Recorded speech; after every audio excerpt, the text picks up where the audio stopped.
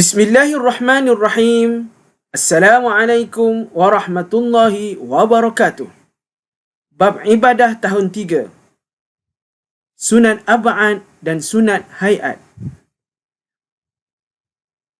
Apabila kita bicara tentang solat, ia termasuklah rukun solat, iaitu perkara yang wajib kita lakukan semasa solat. Ada 13 perkara rukun solat yang merangkumi rukun qalbi, iaitu di dalam hati, dan rukun qauli, iaitu perkataan, iaitu perkara yang perlu dibaca, dan rukun fi'li. Hari ini kita akan melihat perkara tentang sunat dalam solat, iaitu sunat ab'ad dan sunat hayat. Suka saya ingatkan, rukun solat wajib dilakukan bagi memastikan solat kita sah. Manakala perkara sunat seperti sunat ab'ad dan sunat hayat, jika dilakukan mendapat pahala, dan sekiranya ditinggalkan tidak merosakkan solat kita.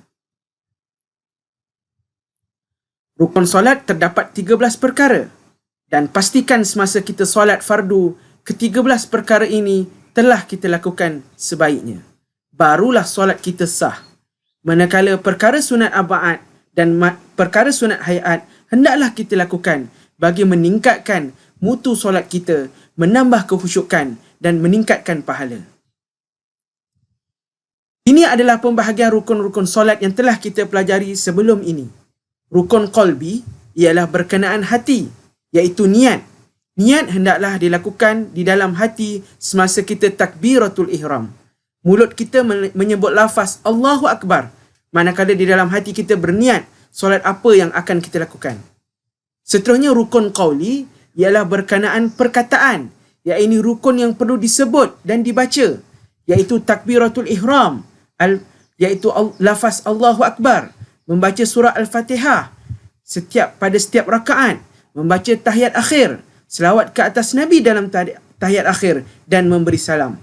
Manakala rukun fi'li ialah perkara rukun yang perlu dilakukan, iaitu dibuat, iaitu berdiri betul, rukuk serta tamakninah, iktidal serta tamakninah, sujud 2 kali serta tamakninah, duduk antara 2 sujud serta tamakninah, duduk tahiyat akhir, dan tertib. Ke-13 perkara ini ialah rukun-rukun solat yang telah dibahagikan kepada rukun qalbi, rukun qauli dan rukun fi'li. Harus diingat, rukun solat hendaklah dilakukan setiap kali kita solat bagi memastikan solat yang dilakukan sah dan diterima. Sekiranya rukun solat ini ditinggalkan walaupun satu, maka solat kita tidak sah dan perlu dilakukan semula. Hari ini kita akan melihat perkara sunat dalam solat. Perkara sunat dalam solat sekiranya dilakukan akan menambahkan pahala dan meningkatkan kekhusyukan dalam solat. Namun, jika kita tinggalkan, solat kita masih sah dan diterima. Sunat ab'ad.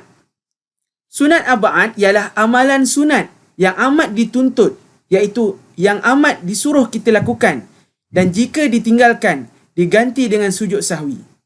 Sekali lagi, sunat ab'ad ialah amalan sunat yang amat dituntut, jika ditinggalkan, diganti dengan sujud sahwi. Contohnya membaca doa kunut ketika solat fardu subuh. Sekiranya kita membaca doa kunut ketika waktu subuh, maka kita telah melakukan sunat ab'ad. Dan sekiranya kita tinggalkan doa kunut pada waktu subuh, tidaklah menjadi masalah. Cuma kita digalakkan untuk melakukan sujud sahwi.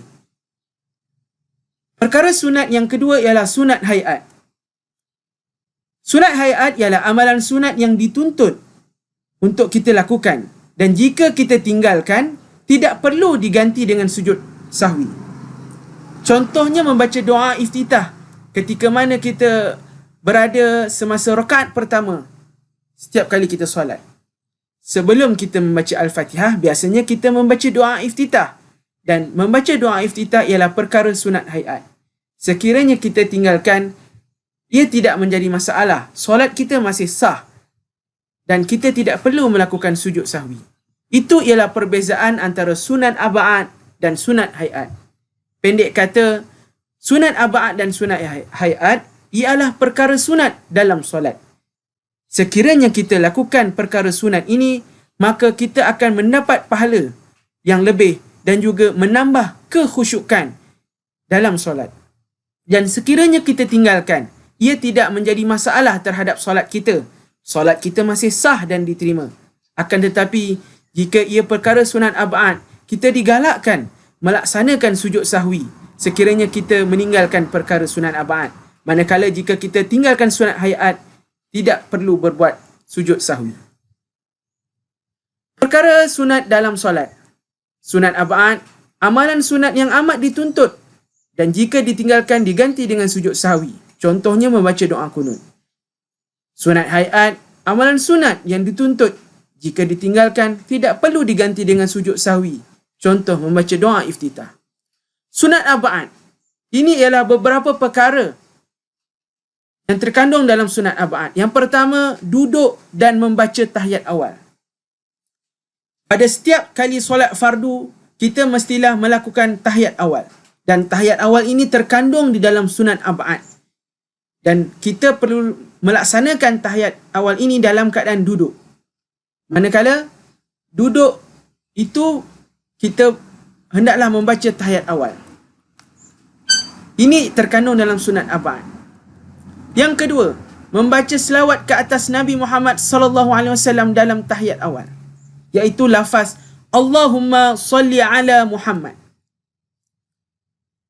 Semasa kita tahiyat awal, hendaklah kita membaca selawat ke atas Nabi Muhammad sallallahu alaihi wasallam, iaitu lafaz Allahumma salli ala Muhammad. Ini terkandung dalam sunat ab'ad. Maka sekiranya kita tidak membaca selawat ke atas Nabi semasa tahiyat awal, maka kita perlu sujud sahwi. Yang ketiga, perkara sunat ab'ad yang ketiga ialah membaca selawat ke atas keluarga Nabi Muhammad sallallahu alaihi wasallam dalam tahiyat akhir, iaitu lafaz wa ala ali Muhammad. Wa ala ali Muhammad iaitu ke atas keluarga. Ali itu maksudnya keluarga. Ali itu keluarga dan ke atas keluarga Nabi Muhammad. Maka ketika mana kita tahiyat awal, tahiyat akhir, ya. Ketika mana kita tahiyat akhir, hendaklah kita memastikan tahiyat kita itu mengandungi selawat ke atas Nabi dan juga selawat ke atas keluarga Nabi Muhammad sallallahu alaihi wasallam. Kerana ia terkandung dalam perkara sunat ab'ad. Sekiranya kita tinggalkan, maka kita digalakkan untuk melakukan sujud sahwi. Perkara sunat ab'ad yang keempat ialah membaca doa kunut pada solat subuh. Ketika mana kita solat subuh pada rakaat yang kedua, setelah mana kita bangkit daripada rukuk dan iktidal, sebelum kita sujud, kita disunatkan untuk membaca doa kunut. Maka sekiranya kita terlupa ataupun sengaja meninggalkan solat doa kunut, minta maaf, sekiranya kita terlupa ataupun sengaja meninggalkan doa kunut, maka kita digalakkan melakukan sujud sahwi. Kerana membaca doa kunut pada solat subuh ialah perkara sunat ab'ad. Perkara sunat ab'ad yang kelima ialah berdiri semasa membaca doa kunut. Dan yang keenam, perkara yang keenam sunat ab'ad ialah berselawat ke atas keluarga Nabi Muhammad sallallahu alaihi wasallam semasa kunut. Justru itu, ini ialah 6 perkara di dalam sunat ab'ad yang perlu kita lakukan. Dan sekiranya kita tidak melakukan ataupun terlupa dalam melaksanakan sunat ab'ad ini, maka kita dianjurkan ataupun digalakkan untuk melakukan sujud sahwi. Sekali lagi kita baca perkara sunat ab'ad. 1. Duduk dan membaca tahiyat awal. 2. Membaca selawat ke atas Nabi Muhammad sallallahu alaihi wasallam dalam tahiyat awal. Jadi perkara 1 dan 2 ialah berkenaan tahiyat awal. Ya, duduk ketika tahiyat awal dan membaca selawat ke atas Nabi dalam tahiyat awal. 2 perkara sunat ab'ad ialah tentang tahiyat awal. Perkara ketiga ialah membaca selawat ke atas keluarga Nabi Muhammad dalam tahiyat akhir. Perkara ketiga berkenaan dengan tahiyat akhir dan ia adalah selawat ke atas keluarga Nabi sallallahu alaihi wasallam. Perkara keempat, kelima dan keenam berkaitan dengan doa kunut. Iaitu perkara keempat membaca doa kunut pada solat subuh. Perkara kelima berdiri semasa membaca doa kunut itu. Dan perkara keenam, di dalam doa kunut itu pastikan kita berselawat ke atas keluarga Nabi Muhammad SAW semasa kunut subuh. Jadi suka saya ingatkan, perkara sunat arba'at terdiri daripada tahiyat awal, semasa tahiyat akhir dan semasa kunut subuh. Dan ada perincian di dalamnya.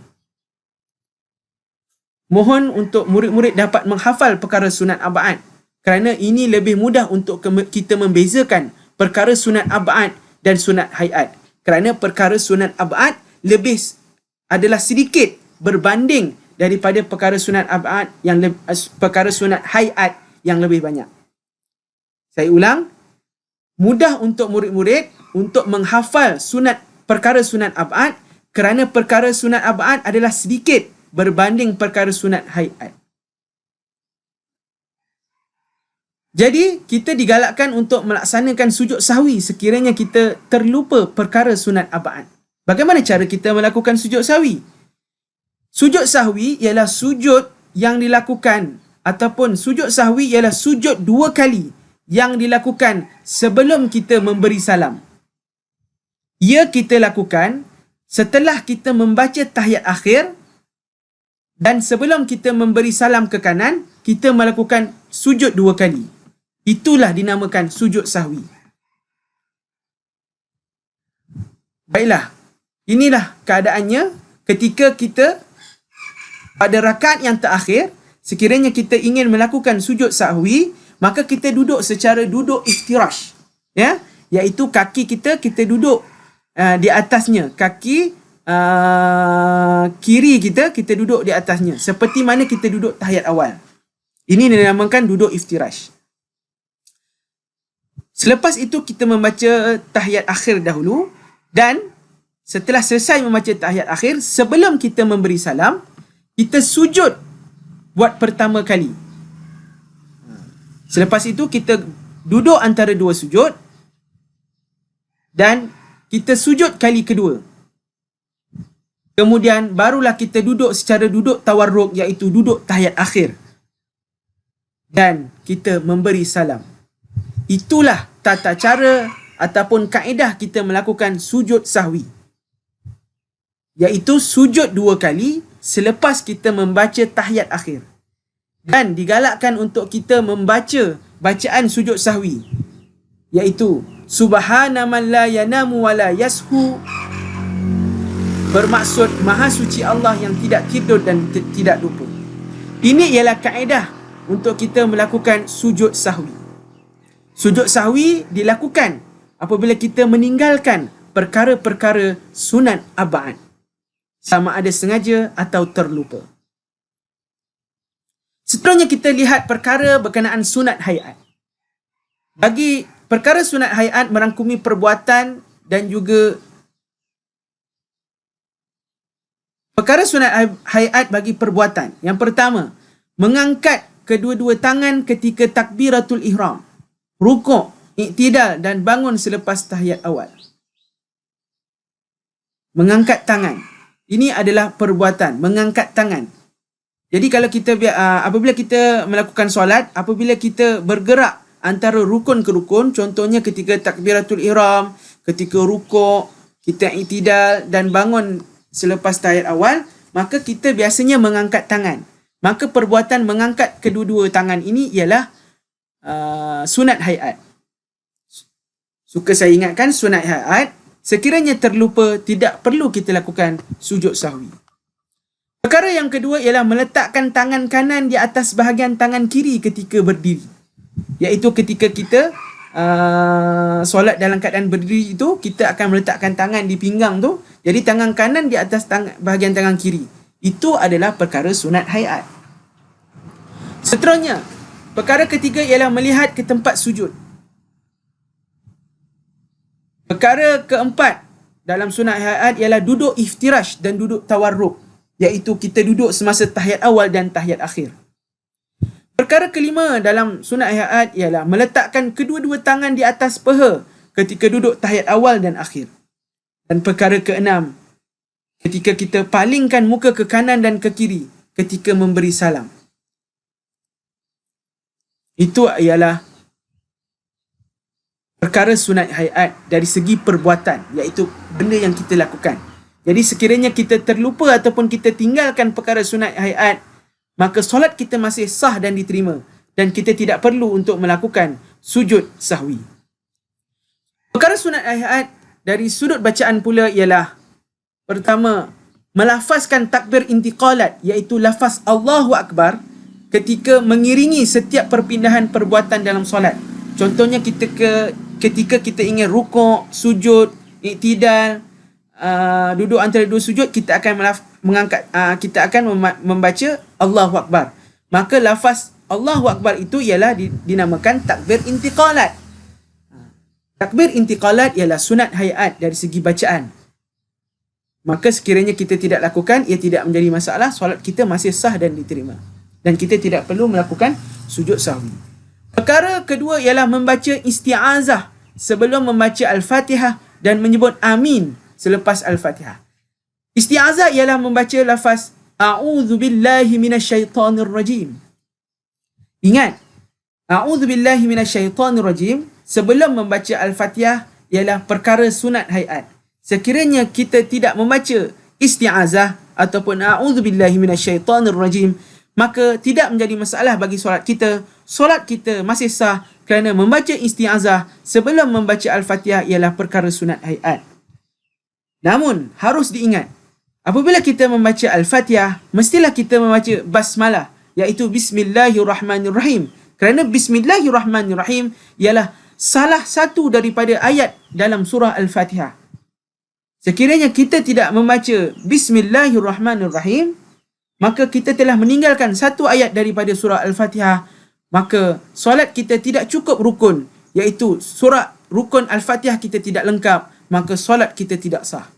Jadi, isti'azah adalah sunat hayat, Al-Fatihah ataupun lafaz basmalah dalam Al-Fatihah ialah rukun. Dan setelah kita selesai membaca Al-Fatihah, maka kita sunat untuk menyebut amin selepas Al-Fatihah. Contohnya, Siratal ladzina an'amta 'alaihim ghairil maghdubi 'alaihim waladdallin. Amin. Menyebut amin setelah selesai membaca Al-Fatihah ialah perkara sunat hayat. Perkara sunat hayat yang ketiga ialah membaca doa iftitah pada rakaat pertama sebelum kita membaca surah Al-Fatihah.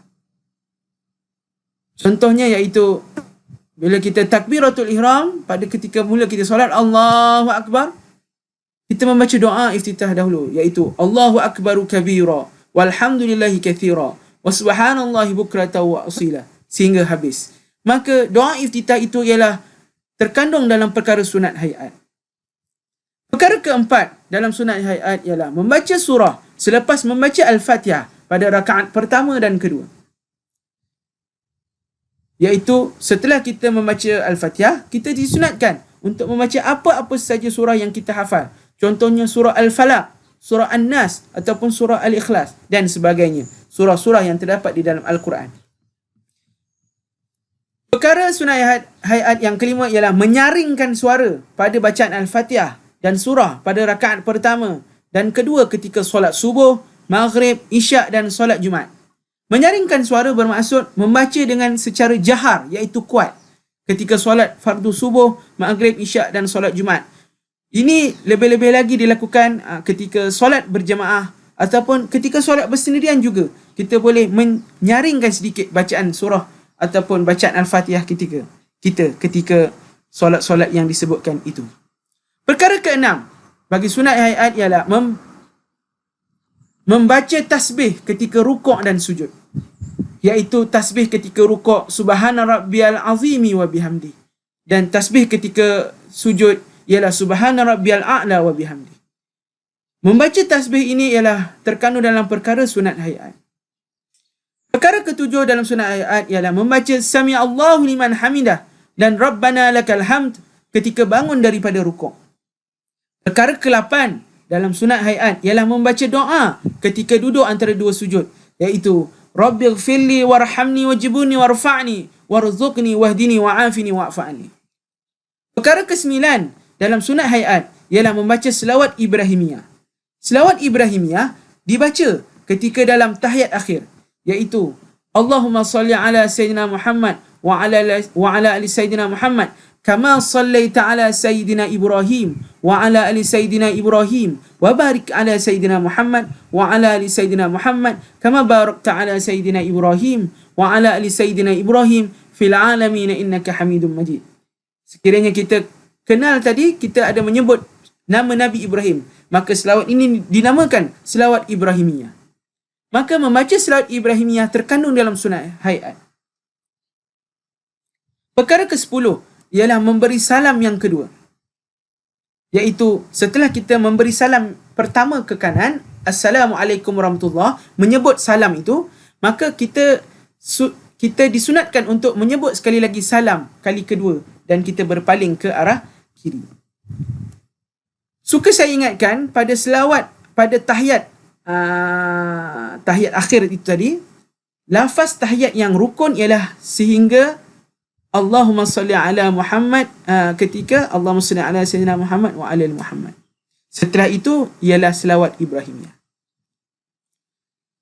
Baiklah, mari kita laksanakan tugasan pada buku aktiviti. Boleh buka buku aktiviti muka surat 90, bermula muka surat 90, dan anda boleh rujuk buku teks pada muka surat 93.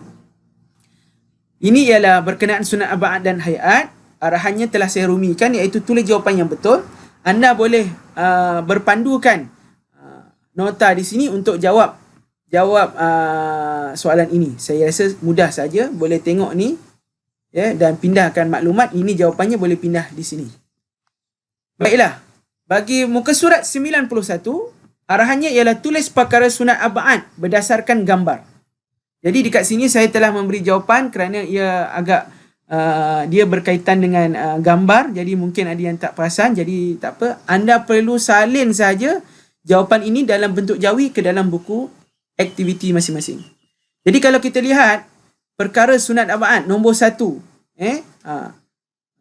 individu ini sedang membaca doa kunut sebenarnya. Dia berdiri dalam keadaan membaca doa kunut, dan kita ingat tadi doa kunut ialah perkara dalam sunat abad. Macam mana kita tahu dia perkara sunat abad? Ni, nampak dia membaca Allahumma hdini fiman hadait. Dekat sini kita boleh tahu dia sedang membaca doa kunut dan dia dalam keadaan berdiri. Maka kita boleh letakkan di sini membaca doa kunut. Pada contoh ini, dia membaca at-tahiyatul mubarakatus salawatul. Dan kita tahu dia membaca tahiyat awal. Bagi nombor 2, insan ini dia membaca Rabbighfirli warhamni. Ini adalah bacaan ketika duduk antara dua sujud. Maka kita tulis di situ membaca doa ketika duduk antara dua sujud. Dan sebenarnya membaca doa ketika duduk antara dua sujud ialah perkara sunat hayat. Gambar ketiga menunjukkan bacaan insan ini ialah Allahumma salli ala Muhammad, iaitu beliau telah membaca selawat ke atas Nabi Muhammad. Dan kita rasakan ini ialah membaca selawat ke atas Nabi Muhammad dalam tahiyat awal. Dan perkara keempat, beliau membaca wa ala ali Muhammad. Ali di sini bermaksud keluarga. Maka kita katakan dia membaca selawat ke atas keluarga Nabi Muhammad dalam tahiyat akhir.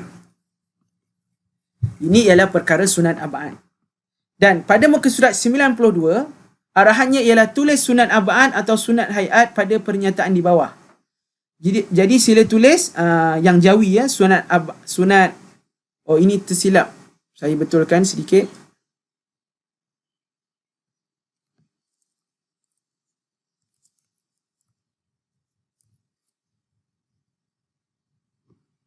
Okey, baiklah. Jadi yang hijau ni adalah sunat hayat. Sila tulis yang jawi sekiranya ia sunat hayat. Dan ini yang biru ni adalah sunat abad. Sila tulis yang jawi sunat abad ya. Perkara pertama membaca doa kunut. Adakah dia sunat abad atau hayat? Sila tulis. Perkara kedua ialah berselawat ke atas Nabi Muhammad semasa kunut. Tulis, pilih sunat hayat ataupun sunat abad. Membaca tasbih ketika sujud kedua. Mengangkat kedua-dua tangan ketika takbiratul ihram. Membaca wa ala ali Muhammad dalam tahiyat akhir.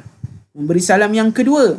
membaca Allahumma sholli ala Muhammad dalam tahiyat awal dan berselawat ke atas keluarga Nabi Muhammad semasa kunut. Sila isikan jawapan sama ada dia sunat hayat ataupun sunat ab'ad. Sila tulis perkataan jawi dan setelah selesai sila ambil gambar dan hantar ke dalam grup WhatsApp untuk saya semak. Dan ini adalah muka surat yang ke-93. Arahannya, Luqman tertinggal amalan sunat berikut, apakah yang perlu dilakukannya? Ini situasi. Cuba bayangkan sekiranya berlaku kepada kita. Duduk tahiyat awal. Maksudnya dia terlupa duduk tahiyat awal. Adakah dia dituntut sujud sawi? Maksudnya adakah dia perlu sujud sawi atau tidak perlu sujud sawi? Tidak dituntut sujud sawi. Ini perlu sujud sawi, yang ini tidak perlu ataupun tidak dituntut sujud sawi. Duduk tahiyat awal, kalau terlupa, perlu sujud sawi atau tidak? Melafazkan takbir intiqalat, mengiringi setiap perpindahan perbuatan dalam solat. Kalau terlupa, bagaimana? Membaca selawat ke atas Nabi Muhammad dalam tahiyat awal, sekiranya terlupa, bagaimana? Jadi, boleh jawab, boleh baca dan gariskan mengikut kefahaman masing-masing dan screenshot dan hantar kepada dalam grup WhatsApp. Dan muka surat yang ke-94 ini ialah dia minta kita untuk memilih dan menulis perkara sunat hayat. Perkara sunat hayat. Jadi di sini saya dah lampirkan perkara-perkara sunat hayat. Mula-mula tik dahulu sekiranya dia perkara sunat hayat. Tik dahulu mana yang perkara sunat hayat. Kemudian tulis di sini yang telah anda pilih tadi. Dan pada muka surat 95 saya telah memberikan jawapan. Anda perlu menulisnya tetapi pilih perkataan yang jawi di atas. Pindahkan kepada jawapan yang telah saya letakkan. Ini ia berkenaan sujud sahwi. Saya bacakan, Nabil tertinggal membaca doa kunut. Nabil tertinggal membaca doa kunut. Apakah yang perlu dilakukannya? Nabil perlu sujud 2 kali selepas membaca tahiyat akhir.